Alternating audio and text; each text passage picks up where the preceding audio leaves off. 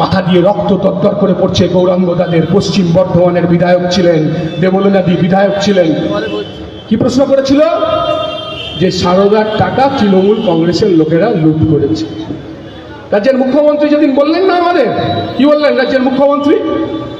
রাজ্যের মুখ্যমন্ত্রী যেদিন আমাদের কান মুলে দেবেন বললেন, সেদিন বললেন 100 দিনের টাকা ওরা আটকে দিয়েছে। আর বিজেপি কি বলছে? বিজেপি বলছে তোরা চুরি করেছিস, তোদের টাকা দেবো না। আমরা বলছি হ্যাঁ ওরা চুরি করেছে ঠিক, কিন্তু আমরা প্রশ্ন করতে চাই মেটিয়া বুরুজে দাঁড়িয়ে একজনের নাম বলুন। 50 বার কেন্দ্রীয় টিম এসছে, একজনের নাম বলুন তৃণমূল টাকা খেয়েছে। 100 দিনের কাজের টাকা, আবাসের টাকা, ঘরের টাকা, আমফানের টাকা, চালের টাকা তৃণমূল মেরেছে। কিন্তু বিজেপির উদ্দেশ্যে বলতে চাই, তোমরা কেন্দ্রীয় সরকার চালাচ্ছ, তোমরা একজন পঞ্চায়েত সমিতির সভাপতির নাম বলো, একজন জেলা পরিষদের মেম্বারের নাম বলো, একজন পঞ্চায়েত প্রধানের নাম বলো, একজন ডিএম এর নাম বলো, একজন এসপির নাম বলো যাদের বিরুদ্ধে ব্যবস্থা নিয়েছো। যারা তৃণমূলের নেতা চুরি করলো তাদের বিরুদ্ধে ব্যবস্থা না নিয়ে তুমি সব মানুষের টাকা বন্ধ করে দিয়ে আসলে তৃণমূলের সুবিধা করে দিচ্ছ। আর তৃণমূল হিসেব দেবে না। আমি আপনাদের মেটিয়া বুরুজে বলছি, তৃণমূল হিসেব দেবে না কেন? মেটিয়া বুরুজে আপনি আপনার বাচ্চা ছেলেটাকে বা মেয়েটাকে 10টা টাকা দেবেন, দিয়ে বলবেন ডিম নিয়ে এসো। যেই আপনি বলবেন 10টা টাকা দিয়ে ডিম নিয়ে আসতে, আসার পরই দেখবেন আপনার বাচ্চা ছেলেটা বা মেয়েটা আপনাকে ফিরে এসে 4 টাকা বা 4.5 টাকা ফেরত দিয়ে দেবে। ফেরত দিয়ে হিসেব দিয়ে দেবে ডিম নিয়ে এসে। তৃণমূল হিসেব দিতে পারবে না। কেন? হিসেব মানে কি? আমি মেটিয়া বুরুজের ছোট দোকানদার, ওস্তাগর, দর্জি ভাই যারা আছেন, মিটিং শুনছেন, টোটো চালক, অটো চালক, ভ্যান চালক, ওখানে বিক্রেতা, হিসেব মানে কি? তৃণমূল হিসেব দিতে পারবে না কেন? তৃণমূল হিসেব দিতে পারবে না তার কারণ হিসেব মানে হচ্ছে এত টাকা আয় করিয়াছি, এত টাকা ব্যয় করিয়াছি, এই তো হিসেব। তৃণমূল হিসেব দিতে পারবে না কারণ তৃণমূলকে হিসেব দিতে গেলে মীনাক্ষী এসে গেছে। মীনাক্ষী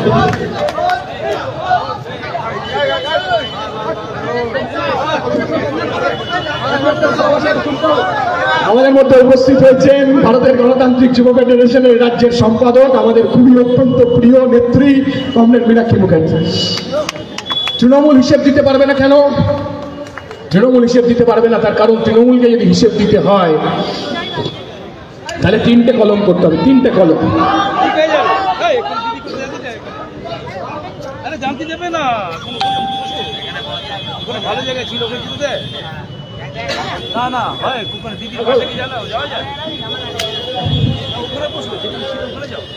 তৃণমূল হিসেব দিতে পারবে না কারণ তার তৃণমূলকে যদি হিসেব দিতে হয় তাহলে 3টে কলম করতে হবে। 3টে কলম। এত টাকা আয় করিয়াছি, এত টাকা ব্যয় করিয়াছি, আর এত টাকা মাল ঝাড়িয়া দিয়ে গিয়েছি। তৃণমূল হিসেব দিতে পারবে না। আপনারা ভালো করে শুনবেন, মমতা কি বলছে? মমতা নিজের ভাইপো চোর ভাইপোকে বাঁচাবার জন্য বলছে আরএসএস ভালো, বিজেপি খারাপ। আরএসএস আর বিজেপি আলাদা। মমতা বলছে ভাইপোকে চোর ভাইপোকে, কয়লা চোর ভাইপোকে বাঁচাবার জন্য বলছে অমিত শাহ খারাপ, নরেন্দ্র মোদী ভালো। কোন দিন অপেক্ষা করুন, এই মমতা ব্যানার্জি ভাইপোকে বাঁচাবার জন্য বলবে তৃণমূল খারাপ, বিজেপি ভালো। যে তৃণমূলের ভোট আমরা জানি যে দিল্লির সরকারের নীতির কারণে আর রাজ্যের সরকারের নীতির কারণে প্রতিদিন খেটে খাওয়া প্রান্তিক মানুষের অবস্থা খারাপ হয়েছে। দূর থেকে দাঁড়িয়ে মিটিং যারা শুনছেন, যে টোটো চালক, যে অটো চালক, যে ছোট ওখানে কাবাব বিক্রি করেন রাস্তার ধারে, সাধারণ মানুষ, খেটে খাওয়া মানুষ, চা দোকান আছে, দর্জি শিল্পের সাথে কাজ করে, প্রতিদিন দুটো সরকারের নীতির কারণে মানুষের অবস্থা খারাপ হচ্ছে। আপনি টিভি চ্যানেলগুলো সন্ধ্যেবেলা খুলবেন, তৃণমূলকে জিজ্ঞাসা করলে বলবে হাতরাসে খুব খারাপ ঘটনা ঘটেছে। বিজেপিকে যে জিজ্ঞেস করবেন বলবে হাঁসখালিতে খুব খারাপ ঘটনা ঘটেছে। তৃণমূলকে জিজ্ঞেস করবেন বলবে ব্যাপক কেলেঙ্কারি। বিজেপিকে জিজ্ঞেস করবেন বলবেন এসএসসি কেলেঙ্কারি। তৃণমূলকে দিকে তাকাবেন, দেখবেন বিজেপিকে বলছে তুই চোর, বিজেপির দিকে তাকাবেন, বিজেপি তৃণমূলকে বলছে তুই চোর। আমরা বলছি আসলে দুটোই চোর, দিল্লিরটাও চোর, রাজ্যেরটাও চোর, আর দিল্লিরটা হচ্ছে দাঙ্গাবাজ, হিন্দু মুসলমানে গোলমাল বাঁধিয়ে দিতে চায়। আমরা মেটিয়াবুরুজে মিটিং করছি, 7:15 সময় নামাজ হবে এবং তার মধ্যে মিটিং শেষ করব। আমরা স্মার্ট মিটার বসাতে দেব না মেটিয়াবুরুজে, স্মার্ট মিটার বসাতে এলে লড়াই হবে। দর্জি ওস্তাগারদের জন্য শেষ পর্যন্ত আমাদের আন্দোলন, জিএসটি বাতিল করার জন্য আমাদের আন্দোলন নিশ্চিতভাবেই বজায় থাকবে। আপনারা সবাই আজকে এখানে মীনাক্ষীর জন্য অপেক্ষা করছেন। আমি আমার কথা বেশি বাড়াবো না, আমি শুধু আর 3-4টে কথা বলবো যেটা অত্যন্ত গুরুত্বপূর্ণ। দিলীপদা আছেন। এই যে রাস্তা, এই রাস্তা পরিকল্পনা হয়েছিল বামপন্থীদের সময়। একটা প্যারালাল রাস্তা করতে হবে। মূলত বাবরি মসজিদ যখন ভেঙে দিল অসভ্য বর্বরদের পার্টি, জ্যোতি বসু বারবার নরসিমা রাওকে বলেছিলেন, জ্যোতি বসু তার ভাষণেও বারবার বলেছেন যে আমি নরসিমা রাওকে বারবার বলছি ওখানে কিন্তু বাবরি মসজিদের ওপর আক্রমণ হবে, বাবরি মসজিদ ওরা ভাঙতে যাবে। নরসিমা রাও জ্যোতি বসুকে বলছে না না, ওরা গাজন করতে যাচ্ছে। তারপর কি দেখলাম, এই বাবরি মসজিদ ভাঙার পর কিছু জায়গায় এখানেও মেটিয়াবুরুজে গোলমাল বাঁধানোর চেষ্টা হয়েছিল। কমিউনিস্ট পার্টি, লাল ঝান্ডার পার্টি সংখ্যালঘু মানুষদের সাথে নিয়ে রাত জেগেছে, পাহারা দিয়েছে। কলকাতায় কোন ধরনের দাঙ্গা, পশ্চিমবাংলায় কোন ধরনের দাঙ্গা বামফ্রন্ট সরকার যখন ছিল সেই দাঙ্গা সংগঠিত করতে পারেনি। আর সেই সময়তে এই চাহিদা, তার আগে থেকে এই চাহিদা যে একটা প্যারালাল অন্য রাস্তা করতে হবে, রেল লাইন, সেই রাস্তার যা অবস্থা, আমরা মিটিং করেছি, মিছিল করেছি। এই রাস্তায় দেখবেন আজকাল সিরিয়ালের মধ্যে বিজ্ঞাপন হয়, দেখবেন সিরিয়ালের মধ্যে বিজ্ঞাপন হয় সন্ধ্যেবেলায়। এখন দেখবেন পাল্টে গেছে, বিজ্ঞাপনের মধ্যে সিরিয়াল হয় খানিকটা খানিকটা। সেরকম একদম রাস্তার মধ্যে গর্ত নেই, রেল লাইনে গর্তের মধ্যে রাস্তা হয়ে গেছে। নাদিয়াল হসপিটাল কারা তৈরি করেছে? কে তৈরি করেছে নাদিয়াল হসপিটাল? মেটিয়াবুরুজ কলেজ, অন্য আরো দুটো স্কুল, 3-4টে স্কুল কারা তৈরি করেছে?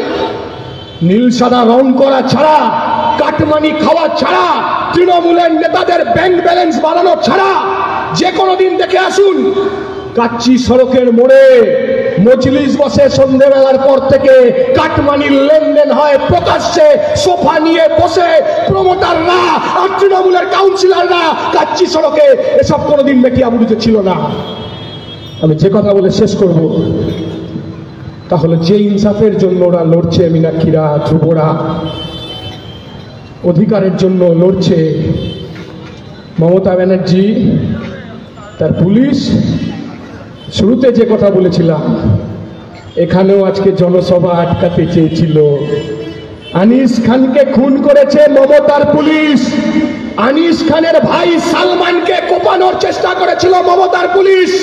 আনিস খানের ইনসাফ, সুদীপ্তর ইনসাফ, মইদুল মিত্তার জন্য ইনসাফ, ইনসাফ চাইতে অধিকারের লড়াইতে আগামী 7 তারিখ যুবরা ডেকেছে, মীনাক্ষীরা ডেকেছে, কিন্তু জনগণের ব্রিগেড আজকে মেটিয়াবুরুজে তৃণমূল মিটিং বন্ধ করতে চেয়েছে, পারেনি।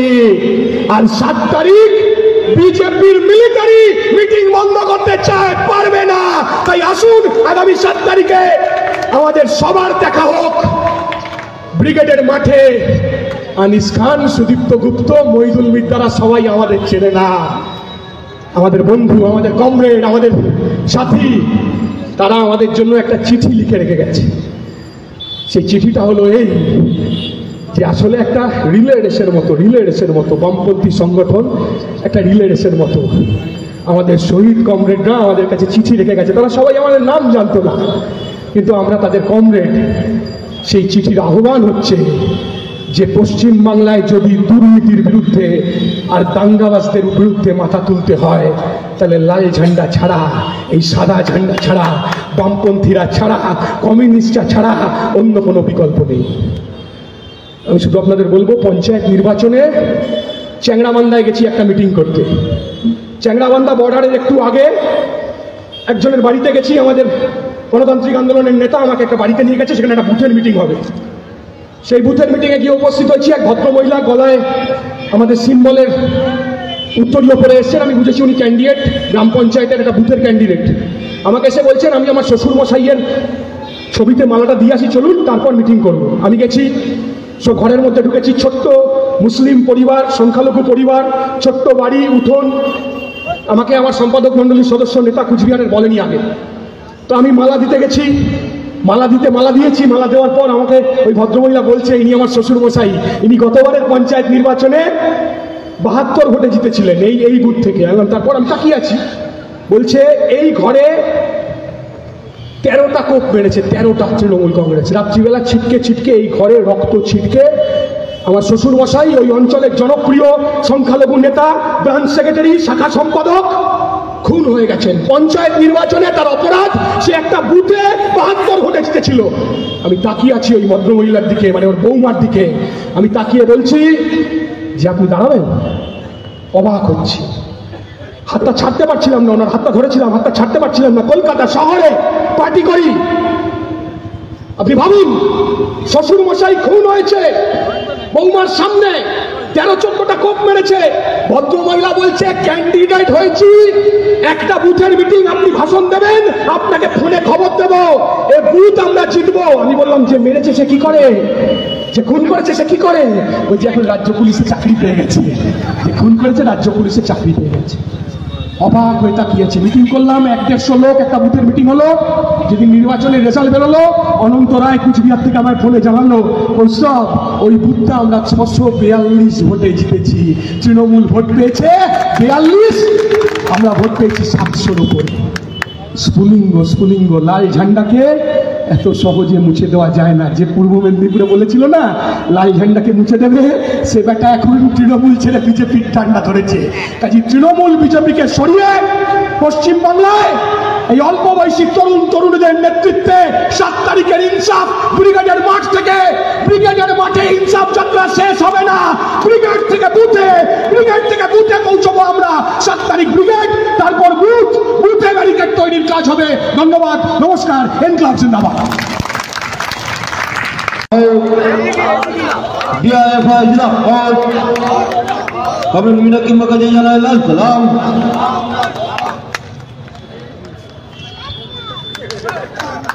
এখন আমাদের প্রাক্তনীরা, আমাদের বর্তমান, আমাদের নেতৃত্ব, আমাদের সংগঠনের সম্পাদক কমরেড মীনাক্ষীকে সংবোধনা দিচ্ছে।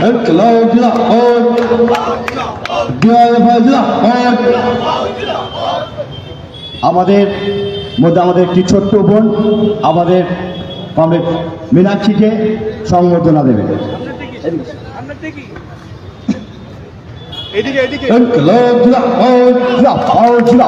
ভারতের গণতান্ত্রিক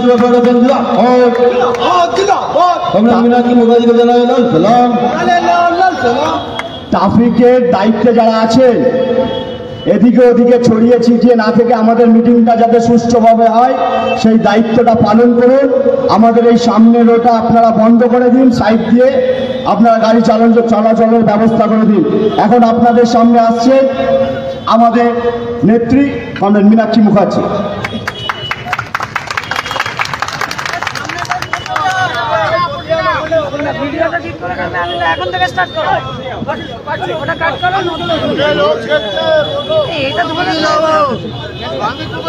সাথী সভাপতি মঞ্চে উপস্থিত আছেন আমাদের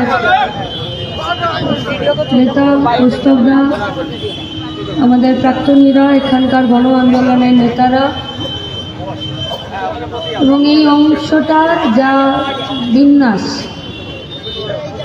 भौगोलिक विन्यास एवं बसवासकारी विन्यास, ऐसे तो भाग करने वाले बहुत सारे भाग कर गए हैं। किसी को जिला में भाग किए, तो किसी को स्टेट में, तो किसी को धर्म से, तो किसी को भाषा से, हर जगह। लेकिन इस इलाके का जो तैयारी है और जो गठन है, ऐसे ही पूरा पश्चिम बंगाल में ये एक ऐसा जगह है जिस जगह को अलग से जानने का ज़रूरत पड़ता है। पूर्व मेदिनीपुरेर साथे लड़ाई आंदोलনের একজন কর্মী হিসাবেই সেখানে একটা অভিজ্ঞতা 2021 বিধানসভা নির্বাচন। तब जब वहाँ पर काम करने गए थे तो तब भी वहाँ पर 18 दिनों का जो कैंपेन था, उस कैंपेन में बोला गया था कि তোমাকে একদিন মেটিয়াবুরুজ যেতে হবে। কারণ পূর্ব মেদিনীপুরের বিশেষত নন্দীগ্রামের অসংখ্য মানুষ যারা এই ওস্তাগর এবং দর্জির কাজের সাথে যুক্ত তারা এখানে থাকেন। অন্ততপক্ষে আমার জানাশোনা বা ওই অঞ্চলে কাজ করতে গিয়ে যারা আমাদের সাথে কাজ করেছেন আমি বিশ্বাসী যে তারা এখানে আছেন। और कुछ इलाका कोलकाता और कुछ साउथ 24 परगना वहाँ का है। এই গোটা পশ্চিমবঙ্গের মাটিতে ইনসাফ যাত্রায় আমরা যারা 50 दिन হেঁটেছি, मतलब इस पूरा बंगाल को एक दूसरे नज़र से फिर से देखने का मौका हम लोगों को मिला था। और ये कोई नया प्रोग्राम या आंदोलन नहीं था। जो लोग ये बोलने का कोशिश कर रहे हैं कि কিছু পদযাত্রাকে দেখে কিছু যাত্রাকে দেখে ডিওয়াইএফআই এই পদযাত্রায় নেমেছে, उन लोगों को उसका बाप दादाओं का इतिहास का पता नहीं है, इसीलिए ये सवाल पूछता है। गोटा पश्चिमबंगेर माटीते गोटा भारतवर्षेर माटीते पाए हाঁটার लड़ाई आंदोलनेर इतिहास बहु पुरानो, अनेक पुरानो। ডিওয়াইএফআই एर आगे बहु हेঁটেছে, छात्ररा हेঁটেছে, कभी कोई कॉलेज का निर्माण के लिए तो कभी कोई कारखाना या फैक्ट्री का निर्माण के लिए तो कभी शांति के लिए, अमन के लिए, चैन के लिए, प्यार के लिए, मोहब्बत के लिए पैदल चला है এই পশ্চিমবঙ্গে ছাত্র যুবরা ডিওয়াইএফআই এসে। তাই যারা আমাদেরকে জাজ করতে চাই যে আমরা কেন হাঁটলাম, আমরা তাদেরকে বলতে চাই যে যার নাম নিয়ে অর্থাৎ এই অঞ্চলের যারা সাংসদ আছে, যারা সোনার চামচ মুখে নিয়ে জন্মগ্রহণ করেছে, যাদের যাত্রার সাথে ডিওয়াইএফআই এর ইনসাफ যাত্রার तुलना करते चाहे, हम लोग उन लोगों को बोलना चाहते हैं कि तुम्हारा साहिबजादा का जन्म भी उस टाइम नहीं हुआ था जब से डिवाईएफआई पैदल चलना शुरू किया था। গোটা পশ্চিমবঙ্গের সাথে মেটিয়াবুরুজের অবস্থা খারাপ হয়েছে। নতুন করে এখন যারা নেতৃত্ব এসেছিলেন তারাও বললেন, আমি যাদের সাথে গাড়িতে এলাম আমার কমরেড তারাও বললেন, মেটিয়াবুরুজে যেদিন থেকে পোস্টার পড়েছে যে আজকে সভাটা হবে সেদিন থেকে কিছু সাধারণ মানুষ বলতে শুরু করেছেন যে তোমরা যাবে মেটিয়াবুরুজে মিটিং করতে, তোমরা মেটিয়াবুরুজকে জানো? আমি যে অঞ্চলে থাকি কুলটি, সেই অঞ্চলকে জানলেই মেটিয়াবুরুজকে জানা যায়। আর কৌস্তবদা এতক্ষণ যে কোচবিহারের কথা বলছিল, কোচবিহারকে জানলেই মেটিয়াবুরুজকে জানা যায়। কারণ আজকে কোচবিহার আর কুলটি আর মেটিয়াবুরুজের ভবিষ্যৎ এবং আজকের বর্তমান আলাদা নয়। সবাই ঢুকছে, সবাই মরছে, সবাই বাঁচার আকুতি নিয়ে একটা কোনো দিকে তাকাতে চাইছে। कोई बोलता है कि তোমরা পারবে, তোমরা তো খুব নরম সরম মানুষ, তোমরা তো খুব নীতি নিয়ে চলো। अरे अदब में झुकना मेरी फितरत था, हम क्या झुके, कुछ लोग खुद को खुदा समझने लगे। আমরা নীতিতে, পলিসিতে, নমনীয়তায়, গণতন্ত্রে यदि अदब से सर झुकाना जानते हैं तो सर उठा के कैसे जिंदा रहना जाता है, उसके लिए लड़ाई भी करना हम ही लोग जानते हैं। और আমরা এই দেশ, এই ভারতবর্ষের মাটিতে লড়াই কাকে বলে সেটা বামপন্থীরাই শিখিয়েছে। তারা कोई बोलता है कि तुमरा की करे नहीं ब्रिगेडियर माठी। अरे हमको समझना तुम्हारा बस का बात नहीं है, या तो सोचना छोड़ दो या तो सोचने का पैटर्न बदल दो। ये दूसरा काम आप लोगों को करना पड़ेगा। কি হবে ব্রিগেডের মাঠে?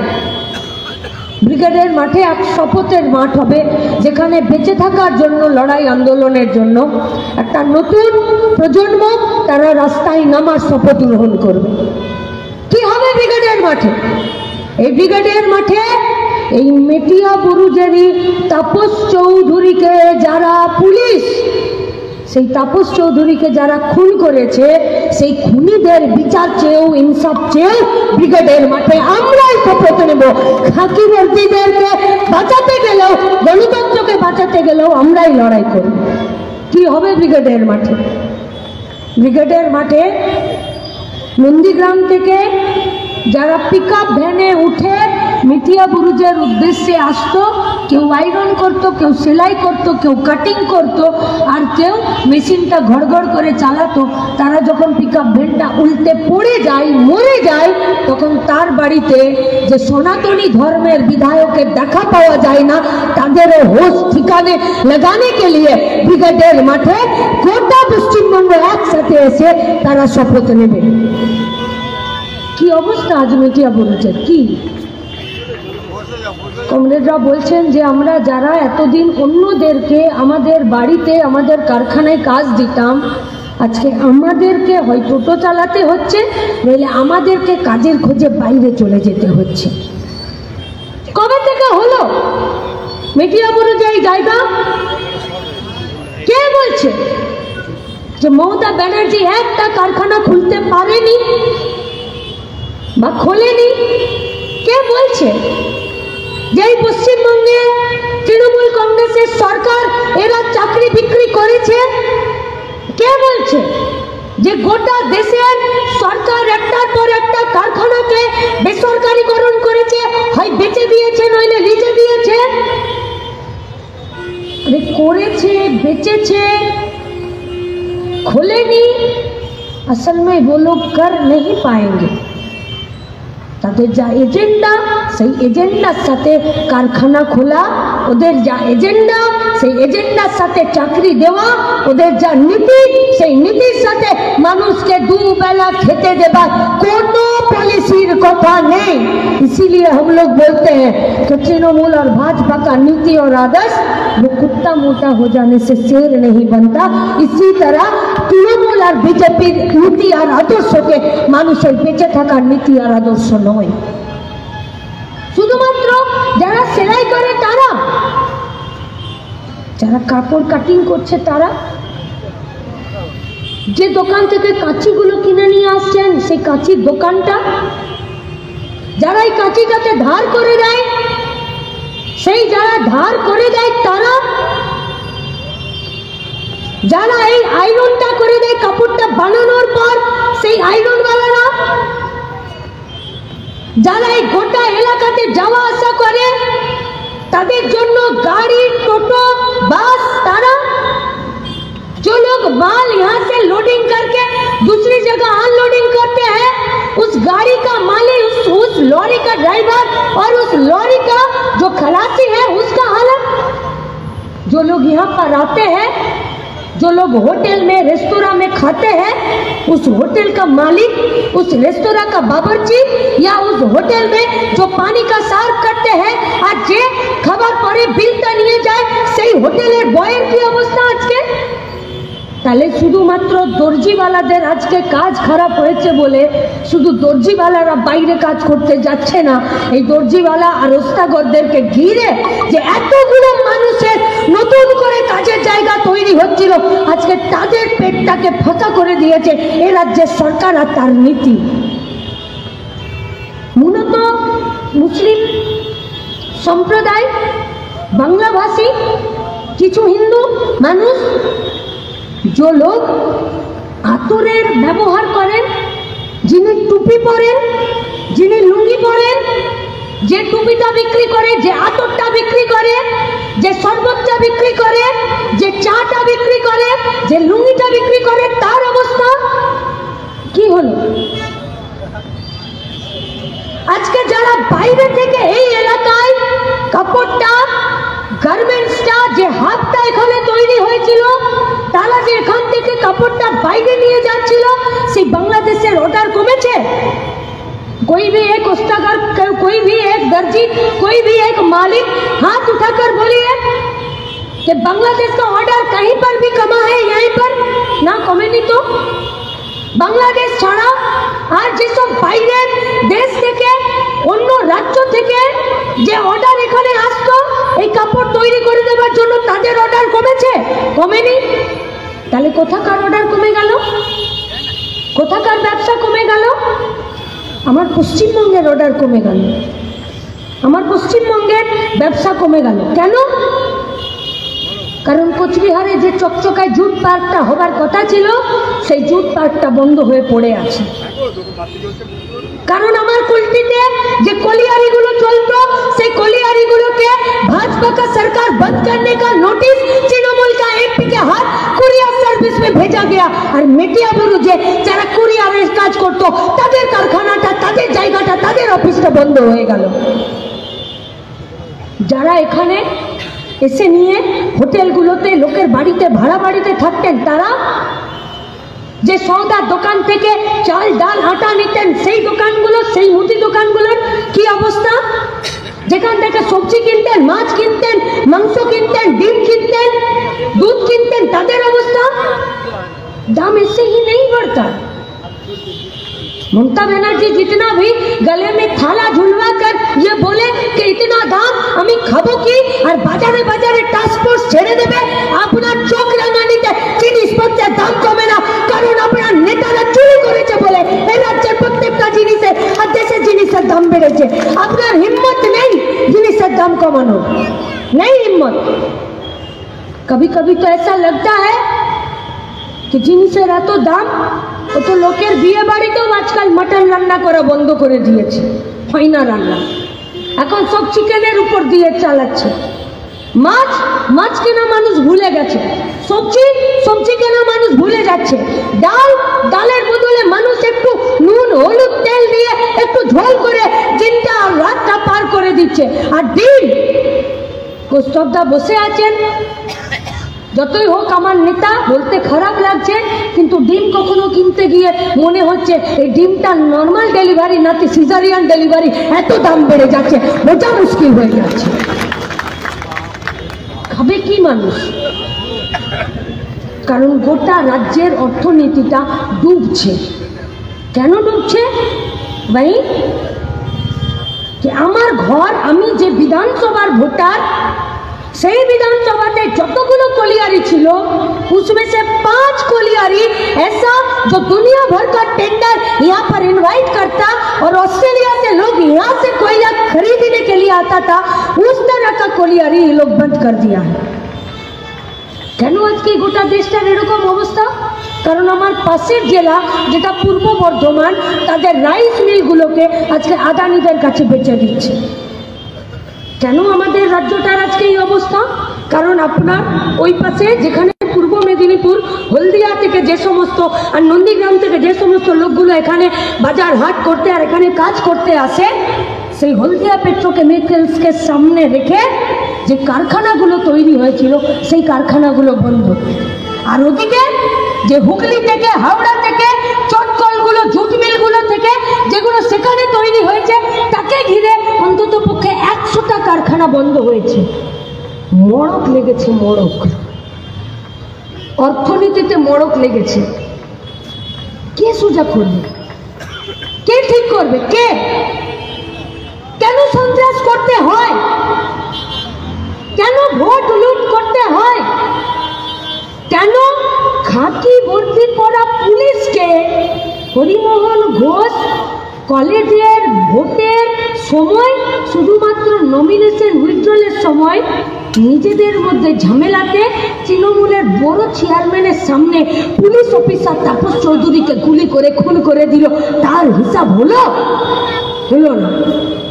কেন সেপ্টেম্বর মাসে আমির কার বেটা জানেন না আপনারা? যে আমিরের বাড়ি থেকে 18 কোটি টাকা তার খাটের তলা থেকে বেরোলো।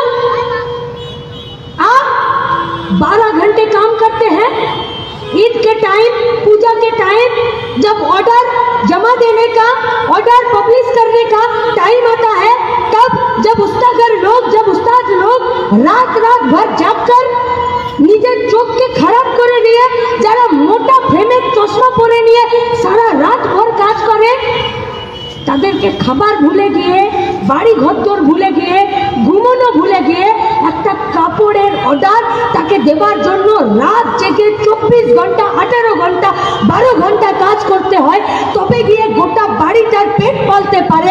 আমিরের কি ইনকাম ছিল যে ওর বাড়ির খাটের তলাতে 18 কোটি টাকা বেরোলো? ইডি ডাকলো, কে ওর বাবা, তার সাথে কোন তৃণমূল নেতাদের যোগাযোগ, কেন বলতে পারলো না? তার উপরের মাথার ডনের নাম কি আমাকে বলে দিতে হবে। তার উপরের ডনের নাম কি তাকে বলে দিতে হবে।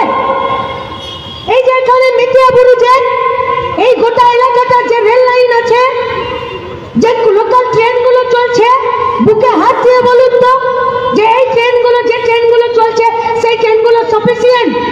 যদি রাস্তা ঠিক না হয়, মানুষ আসবে এখানে হাট বাজার করতে, কাপড়ের অর্ডার দিতে, কাপড়ের ডেলিভারি নিতে। রাস্তাটা তৈরি হয়েছিল, সেই রাস্তাটার পর কি কৌস্তবদা বলে দিয়েছে, रास्ते पर गड्ढा या गड्ढे पर रास्ता। आज हम लोगों को आज दूसरे सिरे से ये सोचने का टाइम आया है। कौन? আপনি ট্যাক্স দেওয়া বন্ধ করেছেন? আপনি একটা সুতো কেনেন, আপনার ট্যাক্স কমেছে? কমেনি। আপনি একটা কাঁচি কেনেন, আপনার ট্যাক্স দেওয়া কমেছে? কমেনি। আপনি ইলেকট্রিক্যাল কানেকশন নেন, বাড়ির জন্য ডোমেস্টিক লাইন নেন, আর যে কারখানাটায় বসে আপনি কাপড় বানান সেখানে আপনাকে কমার্শিয়াল লাইট নিতে হয়। ডোমেস্টিক লাইনের যা বিদ্যুতের 1 ইউনিটের দাম और कमर्शियल जा दाम ताते आकाश जमीन तफात ना। उसके बाद क्यों स्मार्ट मीटर बैठाने के लिए सरकार आज हुज्जुती करছে? কেন? কিসের জন্য? সরকার ধার নিয়েছে 6 কোটি 38 লক্ষ হাজার কোটি টাকা, এরা ধার নিয়েছে। সেই ধারের বোঝা আপনার আমার কাঁধে বসাতে চাইছে। স্মার্ট মিটার বসিয়ে দেবে হোটেলের বাইরে, রেস্তোরাঁর বাইরে, কারখানার বাইরে, ঘরের বাইরে। স্মার্ট মিটারে কি হবে আপনারা জানেন? আমাকে তো নতুন করে বলে দিতে হবে না যে इस मोबाइल के तरह पहले पैसा भरेंगे, उसके बाद आपको फोन करने का, बात करने का या मैसेज भेजने का आपको परमिशन मिलेगा। उसी तरह আপনি নিজেকে বিশ্বাস করেন তো? নিজেকে যে তৃণমূলের ঘরে, তৃণমূলের নেতৃত্বে আপনি আগাম 8 মাসের ইলেকট্রিকের বিল দিয়ে দেবেন, আর তৃণমূল চুরি করে আর জেলে বসে জ্যোতিপ্রিয়র মতন, পার্থের মতন আর মানিক ভট্টাচার্যের মতন জেলে বসে ভাত খাবে না, আপনার পয়সা সুরক্ষিত থাকবে তৃণমূল সরকারের কাছে, আপনি দিতে পারেন কথা? তাহলে কিসের জন্য আজ গোটা ভারতবর্ষ খিদার সূচকে প্রতিদিন নিচের দিকে নামছে? भरपेट खाने का भी पैसा आज हम लोगों का, आप लोगों का पॉकेट में नहीं है। रेले जे हकारा সেই হকাররা আর হকারি করতে পারবে না। কেউ? কারণ দেশের সরকার যারা রেলের দায়িত্বে আছে তারা রেলে হকারি বন্ধ করতে চাইছে। রেল চলবে না, রেল বিক্রি হয়ে যাবে। এই গোটা লাইনে যদি নতুন করে 2টো লোকাল ট্রেন দিত, তাহলে যে লোকাল ট্রেনের উপরে যে ঝামেলা, যে ভিড়, সেই ভিড় কমতো। মেয়েরা একটু বেশি করে যেতে পারতো না। क्यों? चोरी करने से फुर्सत मिलेगा तब ना आपके लिए कुछ समस्या का सुराहा होगा, समाधान होगा, उसके लिए सोचेगा। प्रधानमंत्री के साथ इस राज्य का मुख्यमंत्री मीटिंग करने जा रही है, जाए, अच्छा है। যুক্তরাষ্ট্রীয় কাঠামো, শাসন ব্যবস্থা, মুখ্যমন্ত্রীর সাথে প্রধানমন্ত্রীর একবার না 1000 খানেক বার মিটিং হবে, তাতে আমাদের কিছু বলার নেই। लेकिन इस मीटिंग का एजेंडा क्या है? क्या है एजेंडा?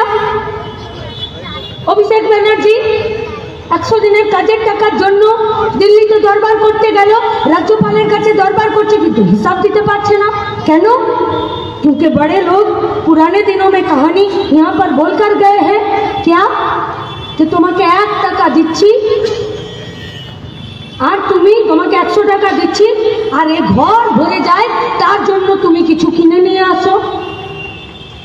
বাপ দিয়েছে 3 বেটাকে যে যাও তোমাদেরকে 100 করে টাকা দিলাম, তুমি কিছু জিনিস কিনে নিয়ে এসো, ঘর ভরিয়ে দাও। एक बेटा गलो और बिचाली खरीद के लाया 100 रुपए में और घर में भर दिया, लेकिन पूरा घर भरा नहीं 100 रुपए का बिचाली में। दूसरा बेटा गया और रुई खरीद के लाया और रुई भी घर में ठूस दिया, लेकिन घर भरा नहीं। और तीसरा बेटा छोटा सा था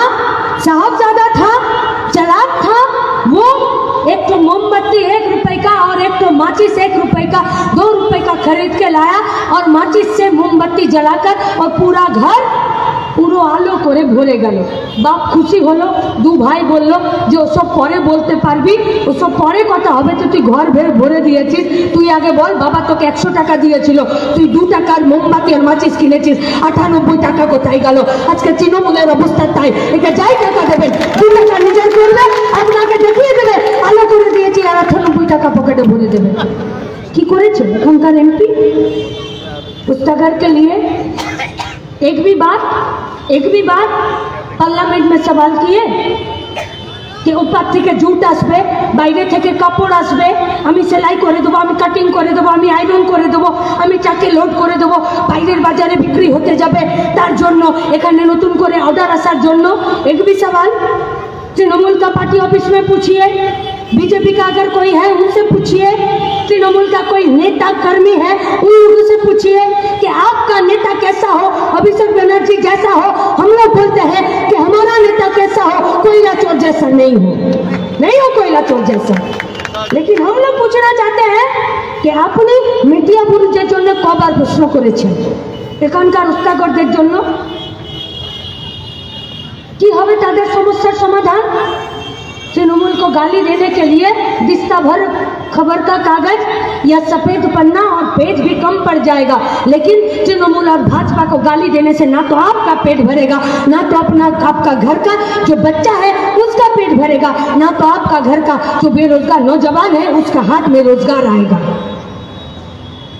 অর্থনীতিতে ডেভেলপমেন্ট কারা করবে? কেন এই পরিস্থিতি হলো? কারণ গোটা রাজ্যের মানুষের হাতে বাজারে যে জিনিস তৈরি হয়ে দোকানে আসছে তা কেনার পয়সা নেই।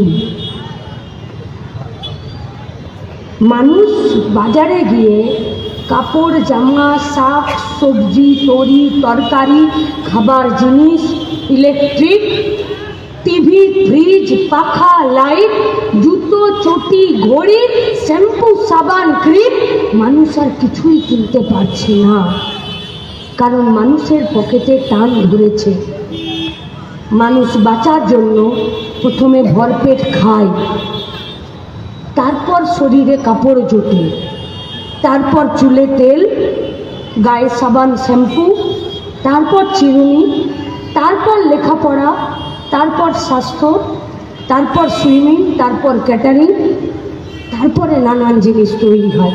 আজকে সব থেকে বেশি মানুষের পেটে খাবারের টান ধরেছে, তাই মানুষ নিজের হাত অন্য দিক থেকে গুটিয়ে নিজের পকেটে ভরেছে, যে যেটুকু আছে সেটুকু দিয়ে শুধুমাত্র আমার পেটটাকে ভরাতে হবে। তাই মানুষের আজকে কেনাকাটার পরিসর কমেছে, তাই আজকে মেটিয়া বুরুজের শ্রমিকদের বাজার আজ খা করছে। তাই আজ মেটিয়া বুরুজের অলিতে গলিতে আর মেশিনের ঘর করা আওয়াজ শব্দ শোনা যায় না। তাই মেটিয়া বুরুজের অলিতে গলিতে রিক্সাওয়ালা ঠেলাওয়ালা ভ্যানওয়ালাদের জোরে চিৎকার শোনা যায় না। তাই মেটিয়া বুরুজের বাস স্ট্যান্ডে আর মেটিয়া বুরুজ আসার জন্য গাড়িতে আর ট্রেনে মেটিয়া বুরুজ যাব বলে এই মানুষের টিকিট কাটার সংখ্যা পরিমাণ কমেছে। তাই বাইরের রাজ্য থেকে বাইরের দেশ থেকে মেটিয়া বুরুজে কাপড় তৈরি করার অর্ডার দেব বলে ভারতবর্ষের এবং পশ্চিমবঙ্গের বিজনেসের খাতায় মেটিয়া বুরুজের নাম প্রতিনিয়ত কম লিখতে হচ্ছে, কারণ আর বারবার মেটিয়া বুরুজ লিখতে হয় না, কারণ মেটিয়া বুরুজের মানুষ আর বিজনেস করতে আসছে না। কে दायी নেবে? दायी तो सरकार को लेना पड़ेगा। क्यों? क्योंकि वोट वो लिए थे, जिम्मेदारी सरकार को लेना पड़ेगा। क्यों? क्योंकि टैक्स का पैसा उन्हीं के पास है, जिम्मेदारी सरकार को ही लेना पड़ेगा। क्यों? क्योंकि सर उठा के बोलने का जो अधिकार था वो अधिकार छीनने वाला है ये तृणमूल कांग्रेस का सरकार, जिसके दिमाग में और जिसका जहन में ये सवाल नहीं आता है कि क्यों आज मेटिया बुरुज का हालत इतना खस्ता है। असल में वो अशिक्षित है, इसीलिए पढ़ा लिखा बेरोजगार नौजवान अगर आज भी मेटिया बुरुज का खस्ता हालत के लिए सवाल उठा नहीं पा रहे हो तो माफ़ करना, आपको भी हम शिक्षित के कगार पर नहीं लेना चाहेंगे और पश्चिम बंगाल को और भारतवर्ष को आगे की तरफ ले जाने के लिए जो सेना, जो नौजवान आज सामने सारिते दाঁড়িয়ে मार खाচ্ছে, जेल যাচ্ছে, শহীদের তালিকায় नाम लिखाচ্ছে, माथा फाटिए सही रक्त इस धरती को समर्पण कर रहे हैं, तार लाइन लो इन बेटिया बुरुजर बेरोजगार नौजवानों को और शिक्षित नौजवानों को, आप लोगों को भी उस कगार पर हम लोग नहीं गिरना चाहेंगे। अगर आप लोग बोलेंगे कि यह अहंकार है तो हाँ, ये अहंकार है। जो अपना देश के लिए, जो अपना जमीन के लिए, जो अपना बाप का भूख के लिए आवाज को बुलंद नहीं कर पाता है, उसको इस देश का नागरिक बोलने का कोई हक नहीं है। যে নিজের রাজ্যের, নিজের এলাকার, নিজের বিধানসভার, নিজের লোকসভার জনপ্রতিনিধিকে কলার উঁচু করে প্রশ্ন করতে না পারে, তাকে আমরা আজকের ভারতবর্ষে, আজকের পশ্চিমবঙ্গে যেখানে মানুষ হিসাবে বেঁচে থাকাটা সব থেকে বড় দায়, যারা এই প্রশ্ন তুলতে পারছে না, আপ খুদ কো সমঝিয়ে कि আপনি নিজেকে মানুষ বলবেন কি না। একটা লোক গায়ে থাকি এবং সেই গ্রামটা জন্মসূত্রে এবং দেশের যা বিন্যাস আছে সেই বিন্যাস সূত্রে হিন্দু, আর লাগবে ওরা সকালবেলা গোবর নিয়ে এসে জলে গুলে আর এলাকায় ছড়িয়ে দেয়। इसको धर्म नहीं बोला जाता है, इसको लोकाचार और देशाचार बोला जाता है। और जो लोग आज इस देशाचार को, आज इस लोकाचार को मुसलमान को मारने के लिए और हिंदू के खिलाफ मुसलमान को और मुसलमान के खिलाफ हिंदू को लगाने के लिए যারা এই রীতিকে ব্যবহার করে, আমরা তাদেরকে তাদের বিরুদ্ধে কথাটা রেখেই বলতে চাইছি। ऐसे ही एक लोग मेरे गांव में मंदिर के सामने जहाँ पर गाय बांधा जाता है, वहाँ पर जाकर सुबह बोलता है कि একটু গোবর দিয়ে দাও। ওই গরুটাও আলাদা করে এই মানুষটিকে বলছে যে গোটা ভারতবর্ষের অসংখ্য মানুষের মাথায় আজকে গোবর ভরা হয়েছে, আমাদের গোবরটার দাম আছে, এই গোবর তোমাদেরকে দেব না। যাদের মাথায় গোবর ভরা আছে সেই গোবরটাকে নিয়ে কাজ করে। কে বলবে এই কথা?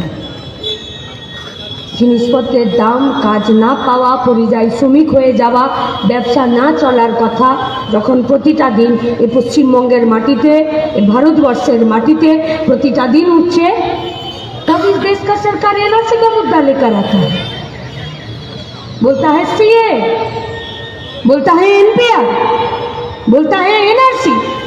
लेकिन पूछिए सवाल, फ्रीडम के बाद, आजादी के बाद पहला बार एक ऐसा सरकार गद्दी में आया है जो 2021 में सेंसस भी नहीं कर पाया। क्यों? किसर জন্য? पाकिस्तान को घर में घुसकर मार सकते हैं लेकिन देश का सेंसस नहीं कर पाते हैं आप लोग, কেন? এর পিছনে এজেন্ডা কি? এর পিছনে যে চিন্তা ভাবনা কি? नेशनल रजिस्टर ऑफ सिटीजनशिप काहे का भाई? कोई भी एक हाथ उठाकर बोलिए। घर में जब कोई औरत प्रेग्नेंट होता है तो हॉस्पिटल में पोलियो कार्ड मिलता है या नहीं? घर में जब उस बच्चे का या हॉस्पिटल में उस बच्चे का जब जन्म होता है तब उसको बर्थ सर्टिफिकेट मिलता है या नहीं? वो बच्चा जब बड़ा होता है उसका आधार कार्ड होता है या नहीं? वो जब स्कूल में दाखिला मिलता है उसको तो स्कूल का एक सर्टिफिकेट मिलता है। वो जब माध्यमिक का एग्जाम देता है तब उसका एडमिट सर्टिफिकेट मिलता है। उसका जब राशन कार्ड होता है तब कहीं पर भी मुश्किल होता है और वोटर कार्ड হয় না और একটা কাস্ট সার্টিফিকেট হয় না। বাড়িতে কেউ মরে গেলে তার একটা ডেথ সার্টিফিকেট হয় না। বাড়িতে কেউ ফিজিক্যালি চ্যালেঞ্জ হয়ে গেলে তার একটা হ্যান্ডিক্যাপ সার্টিফিকেট হয় না। সে যদি বাড়িতে ইলেকট্রিক্যাল কানেকশন নেয় তার একটা কানেকশনের জন্য কাগজপত্র জমা করে ইলেকট্রিক্যাল কানেকশন হয় না। গ্যাসের সিলিন্ডার নিতে গেলে তাকে কাগজপত্র জমা করতে হয় না। গ্যাসের কানেকশন হচ্ছে কিনা? ব্যাংকে গিয়ে একটা ব্যাংকের খাতা করতে হয়, সেখানে কাগজপত্র জমা হচ্ছে না। हॉस्पिटल अपने भर्ती होते जान, सेখানে कागजपत्र जमा लिए अपने को हॉस्पिटल भर्ती करे ना। अगर आप कहीं पर नौकरी के लिए एग्जाम देने जाता है, आप नौकरी के एग्जाम दे पाते हैं या नहीं? नौकरी नहीं मिलता है ये दूसरा बात है, नौकरी में चोरी किया जाता है दूसरा बात है, वहां पर घूसखोरी का जाल साजिश किया जाता है ये दूसरा बात है। लेकिन आज कोई भी पश्चिम बंगाल का या देश भर का कोई भी नौजवान से যদি চাকরি পরীক্ষা দিতে যায় তার চাকরি পরীক্ষাটা হয় না, সে যদি একটা पैन कार्ड बनाते जाए তার पैन कार्डটা হয় ना। आप पूछिए कि आपके पास अगर इतना कागज है तो देश का सुप्रीम कोर्ट का যে প্রধান বিচারপতি আছে তার কাছে আপনার এই কাগজের বাইরে এর থেকে কোনো বেশি কাগজ আছে? देश का राष्ट्रपति उसके पास आपके पास जो कागज है उससे ज्यादा कुछ कागज है देश का राष्ट्रपति के पास? या जो लोग इस एनआरसी के बारे में बात करते हैं अमित शाह और मोदी, उसके पास आपके पास जितना कागज है उससे ज्यादा एक भी कागज उन लोगों के पास है नहीं। और जो लोग यहाँ पर मुसलमानों का हिमायतगार बनती फिरती है ममता बनर्जी, जो इस भारतवर्ष में सबसे पहले सीएए का जो लोग सवाल किए थे, सीएए के एनआरसी के पक्ष में जो लोग सवाल किए थे पार्लियामेंट में, उसका नाम ममता बनर्जी है। 2005 का 14 अगस्त सबसे पहले पार्लियामेंट में इस पश्चिम बंगाल से एमपी का सीट में जीतकर जाने वाली एमपी ममता बनर्जी इस भारतवर्ष में सबसे पहला नेशनल रजिस्टर ऑफ सिटीजनशिप के बारे में पहला सवाल और उसके हक में सवाल करने वाली का नाम है ममता बनर्जी। इनसे पूछिए कि আপনার কাছে এই যতগুলো কাগজ এই মেটিয়া বুরুজে এই হোটেলের তার যে ওয়ার্ড বয় আছে তার কাছে, ওখানে যে রেস্টুরেন্ট আছে তার যে বয় আছে তার কাছে যা কাগজ আছে মমতা ব্যানার্জির কাছে তার থেকে একটা বেশি কোনো কাগজ আছে? তাহলে যদি কাগজ নেই तो किसको डरा रहे हैं एनआरसी के नाम पर? अगर कागज का बात नहीं है तो किसको डरा रहे हैं? যে তোমাদেরকে আমরা একটা আলাদা বাড়ি বানিয়ে আসামের মতন সেখানে পাঠিয়ে দেবো, তাহলে কেন ভয় পাওয়াচ্ছে যে আমরা সিএএ এনপিআর এনআরসি করে দেব? কেন ভয় পাওয়াচ্ছে জানেন? এখানকার উস্তাগররা, এখানকার দর্জিরা, এখানকার লেবাররা যে কাপড়টা কাটে না, যে সেলাই করে না, যে আয়রন করে না, যে কাপড়টা তৈরি হয়ে যাবার পর বেঁধে মালটাকে প্যাক করে প্ল্যাটফর্মের বাইরে গাড়িটাকে নামিয়ে সে যখন কাঁধে ওই বাক্সটা চাপিয়ে নিয়ে ট্রেনের ওই সামানের যে ওয়াগনটা আছে, সামানের যে বক্সটা আছে ট্রেনে, সে যখন ওখানে চাপাতে যায় না তখন তাকে নিজের কাঁধে এই বাক্সটাকে চাপিয়ে নিয়ে যেতে হয়। তার জন্য মেটিয়া বুরুজের সামনাসামনি যে রেল স্টেশনগুলো আছে সেখানে মমতা ব্যানার্জির কালীঘাটের টালির বাড়ির মতন এসকেলেটার সিঁড়ি লাগেনি, তাকে এখনো নিজের পায়ে সেই মোটা বাক্সটাকে নিজের কাঁধে নিয়ে গিয়ে এই প্ল্যাটফর্ম থেকে ও প্ল্যাটফর্মে নিয়ে গিয়ে ট্রেনের কামরাতে তুলে দিতে হয়। আর সে যাতে প্রশ্নটা না করতে পারে তার জন্য সিএ এনআরসি আর এনপিআর এর ভয় দেখাতে হয়, তাই লুট করতে হয়, তাই বোমাবাজি করতে হয়, তাই পিস্তল, তাই বন্দুক মেটিয়া বুরুজের ঘরে ঘরে পৌঁছে দিতে হয় ভোটের আগে। ताई अब निर्णय आप लोगों को लेना है। पश्चिम बंगाल में ब्रिगेड का जनसभा पहला बार नहीं है। এখানে যারা বয়স্করা বসে আছেন তারা অনেকে যখন বাচ্চা হাফ প্যান্ট পরে থাকতেন তখন থেকে ব্রিগেডের মাঠে যাচ্ছেন আর সাহসে বুক বেঁধে এলাকায় ফিরে লড়াইয়ের বার্তাকে লোকের কাছে নিয়ে যাচ্ছেন। किंतु तारपरेও इस बार का ब्रिगेड कुछ दूसरा चैलेंज लेकर आया है। इस बार का ब्रिगेड का चैलेंज यही है कि मिटिया बुरुजेर छेलेगुलो যারা উস্তাগরের কাজ করছিল, যারা অন্যদেরকে নিজের বাড়িতে কাজ দিত, তারা আজকে পরিযায়ী শ্রমিক হয়ে আজকে অন্য রাজ্যে পড়ে আছে। সেই ছেলেগুলোকে এলাকায় ফিরিয়ে বাংলার নিজের মেয়ের রাজ্যে বাংলার ছেলেগুলোকে জলে ভেসে যেতে দেব না, নিজের রাজ্যেই তারা কাজ পাবে। তার চ্যালেঞ্জ ব্রিগেডের মাঠে। ব্রিগেডের মাঠে এই চ্যালেঞ্জ নিয়েই আমরা 7 তারিখ উপস্থিত হব। যে চ্যালেঞ্জকে আমরা বলবো স্কেলেটার শুধুমাত্র কালীঘাটের টালির চালার বাড়িতেই জুটবে না, সমস্ত রেল স্টেশনে আমার বুড়ো বাপ যে প্ল্যাটফর্মে যাবে সেখানেও স্কেলেটার বসাতে হবে। তার জন্য এবারের ব্রিগेडेर माठे अगर कोई पूछ रहा है, अगर किसी को किसी भी बात का ये डाउट है कि ब्रिगेड होगा या नहीं, तो उन लोगों के लिए हम लोगों का बात है सिर्फ ब्रिगेड का पैरेड ग्राउंड नहीं, 7 जनवरी को पूरा कोलकाता ब्रिगेड होबे। आज से ब्रिगेड करार জন্য মিডিয়া বুরুদের অপেক্ষায় ইনসাফ যাত্রীরা, ডিওয়াইএফ ভাইরা আর লড়াইয়ের সৈনিকরা এক বুক আশা নিয়ে আমরা অপেক্ষায় থাকব যে মিডিয়া বুরুজ দুপুর 12টায় सूरज जब मेरा सर के ऊपर चढ़ेगा, মিডিয়া বুরুজের বাপ কাকা দাদাদের মুখগুলো আমরা ব্রিগেডের দূর থেকে দেখব যে চলে এসেছে মিডিয়া বুরুজ। মিটিং শুরু করো, স্লোগান শাউটিং শুরু করো। আসুন দেখা হবে লড়াইয়ের ময়দানে। ইনকালাব জিন্দাবাদ, ডিওয়াইএফআই জিন্দাবাদ।